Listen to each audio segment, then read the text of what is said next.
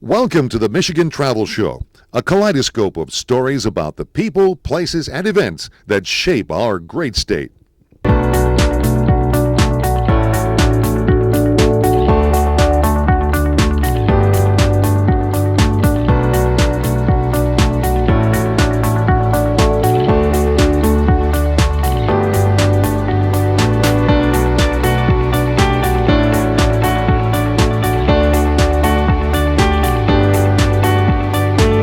Here, Martin Luther King Jr.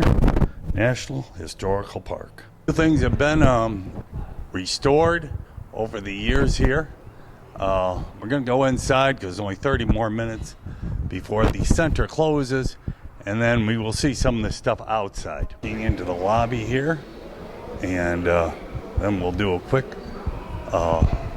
tour of this place here with my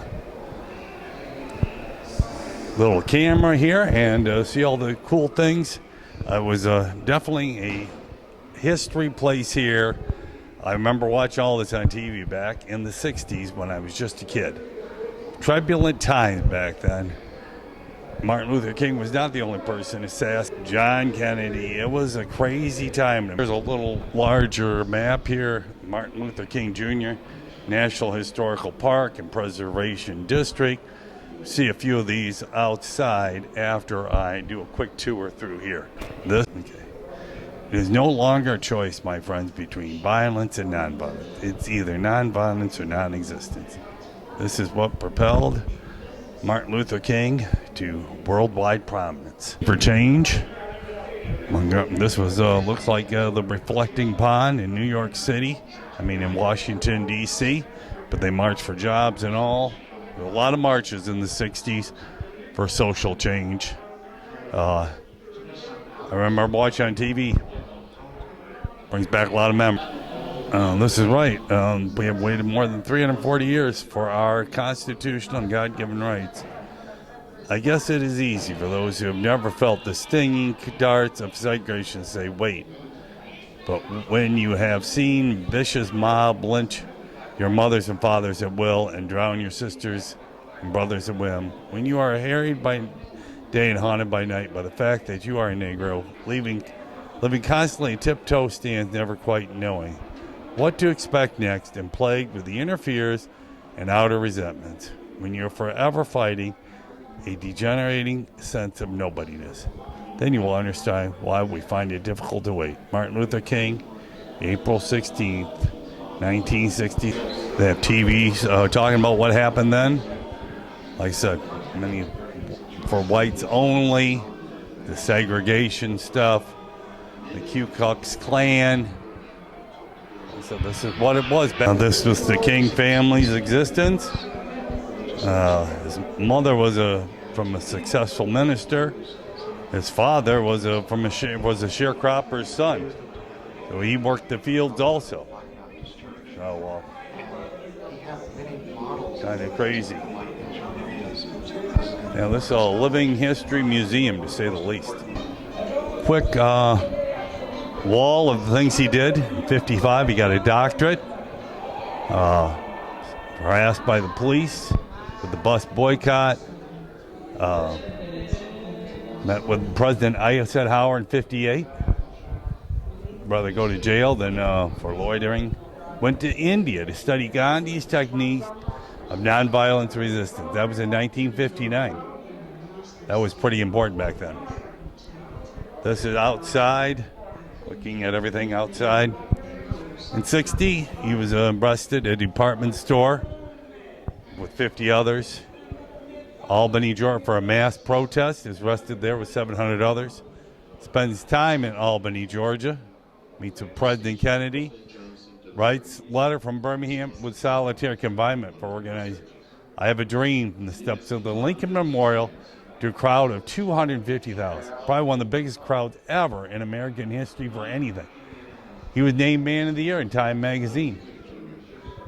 That was in 65. He targeted Selma, Alabama for aggressive voting rights campaign. Calls for an economic boycott of the state. Offered to serve mediator between the United States and North Vietnamese and the negotiated end of the war. Moved into a Chicago tenement and campaigns for fair housing and jobs. Attacked by bricks and bottles by violent Chicago whites. Increasingly denounces U.S. involvement in Vietnam and leads to an anti-war march. Sharpens his focus on economic issues, leads a march through Memphis to support, and that in April 3rd delivers his last speech. I've been to the mountaintop and assassinated the next day. President Johnson declares a national day of mourning. Overcoming loss after he was assassinated in '68. That was a crazy time.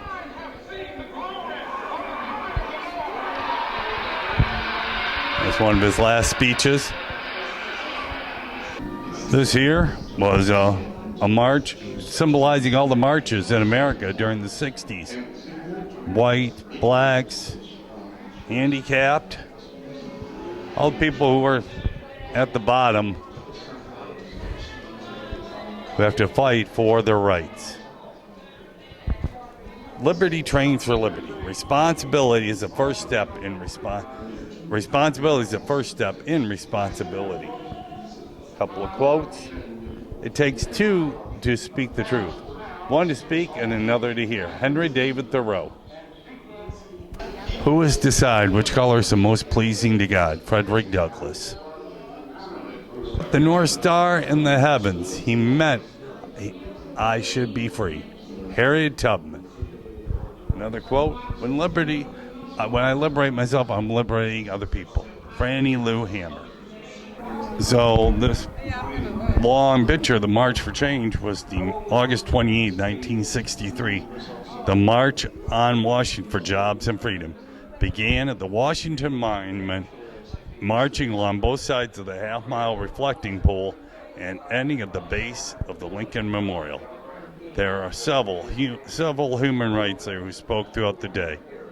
But Dr. King's I Have a Dream was the most prevailing of them all, capturing the motion, energy, and true essence of the modern American civil rights struggle. His famous words still continue to resonate throughout the world today. With over 250,000, including national celebrities, the March in Washington for Jobs served as a forceful catalyst for the passage of the Civil Rights Act of '64 and under the passage of the Voting Rights Act of '65.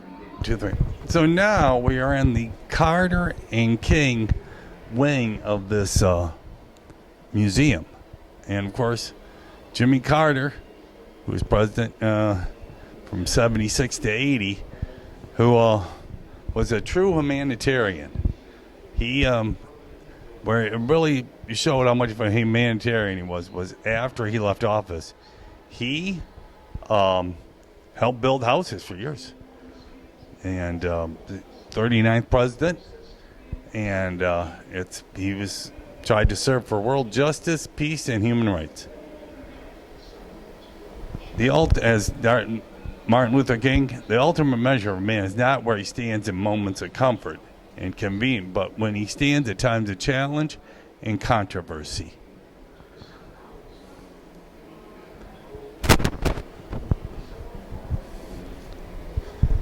And Jimmy Carter's, his farewell address. If we're to serve as a beacon for human, we must continue to perfect here at home the rights and values which we expose around the world. That's true. And upon an interesting time right now, Jimmy Carter's went into hospice his last days here before he probably passes away soon. President Jimmy Carter, Georgia's global peacemaker, Carter and King legacy. Yes, they both here from Georgia. And of course, he created, or signed into law, or helped create this National Historical Site in 1980, just before he got voted out of office. And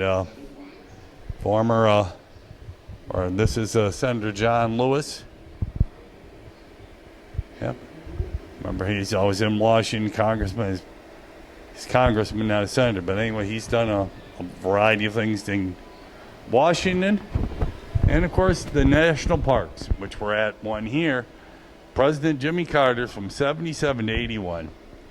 He helped move a lot of places in America into national park status. It's 5 o'clock and the place is getting ready to close. We're getting ready to lock doors, so it's time for me to get going here. I'm gonna go outside and check out some of the things outside of the park.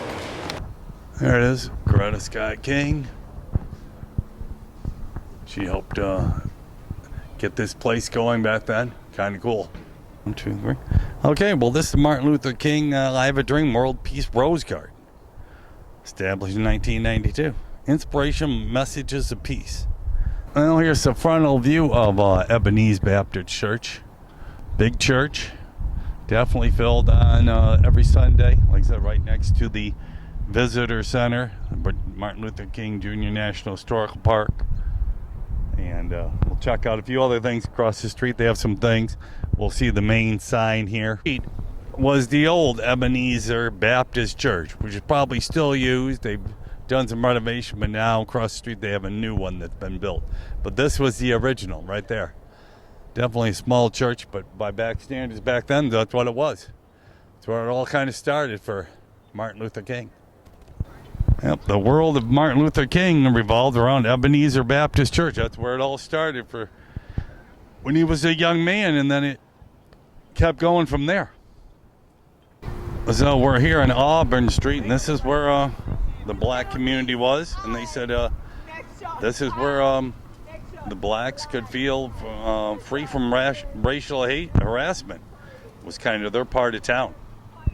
So they built the entire memorial around this, and right on the front we will walk over, and here's one of the famous national parks reserve, Martin Luther King Jr. National Historic Park and Preservation District. So now we're at the Martin Luther King Center for Nonviolent Social Change. His wife Coretta, and now it's called the King Center, founded in 1968. She conceived the center as an extension of Martin's personality. Not just a place, not just a building, but spirit, one undergirded with philosophy of nonviolence and love and action. It would be the official living memorial, a place where we would teach his philosophy, methodology, and strategies of nonviolence in the hope of bringing about social change and eliminating what we call triple evil society: poverty, racism, and more. Coretta. People think nonviolence is easy, don't realize that it's a spiritual discipline that requires a great deal of strength, growth, and purging of the self, so that no one can overcome almost anyone for the good of all without being concerned about one's own welfare. Nonviolence, the most powerful force that we have, is the counteracting of hatred, bitterness, and violence, which has infested our society. They have this beautiful reflecting pool here, and on top there's Martin Luther King's body in the coffin there. Pretty cool. This is amazing. I've never been here, and I've been to Atlanta a lot of times. Commemorating the 50th anniversary of the Voting Rights Act. 2016, I believe that was. All those over there, this is the Walk of Freedom across there. So, both tombs here, there's two. We have Martin Luther King, free at last, thank God Almighty, I am free at last. Coretta Scott King, and now abide faith, hope, love, these three. But the greatest of these is love. Yep. 1 Corinthians. She's there too. Yep. I remember her passing away. This is a totally moving place. I've been a lot of places. This is pretty powerful. Eternal flame, Martin Luther King and Coretta Scott King. The dream lives. The legacy continues. It most certainly does. This is truly a moving place. Let's look at what it says on the eternal flame. Symbolize the continual effort to realize Dr. King's ideal for a beloved community requires lasting personal commitment that cannot weaken when faced with obstacles. I see across the way the 50th anniversary of the Civil Rights Act of 1964 was 2014. So that was the 50th anniversary. Been to Atlanta a lot of times, but I've never been here. This is really an awesome place. Like a mighty stream and righteous. Until justice rolls down like water, we will not be satisfied. And that is the long reflecting pool. There's more of it here. There's Freedom Hall. I don't know what'll still open. We'll go up to see that 50th anniversary of voting rights. That's pretty cool. This is a beautiful memorial setting.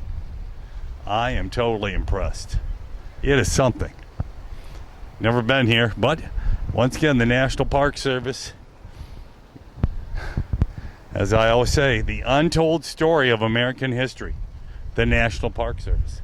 Here's how long that pool is. Reminds me of the reflecting pool in front of the Lincoln Memorial. Probably kind of designed after that, where he had his speech, I Have a Dream. Kind of a cool time to be here. It's getting ready to, the sun is getting ready to set. The three flags of the USA, Georgia, and the Freedom Center here. This is the Freedom Walk Way, Freedom Hall, information, books, souvenirs, gifts. It would be cool to go in there, but it's closed now. But anyway, in the future, at least I know it's here. This is pretty amazing. Okay, to end my little show here, a statue of Gandhi. This was Dr. Martin Luther King's mentor. He went to India and studied with him for a few months to learn the principles of nonviolence. That's pretty cool. This was a great memorial to come and see. The internet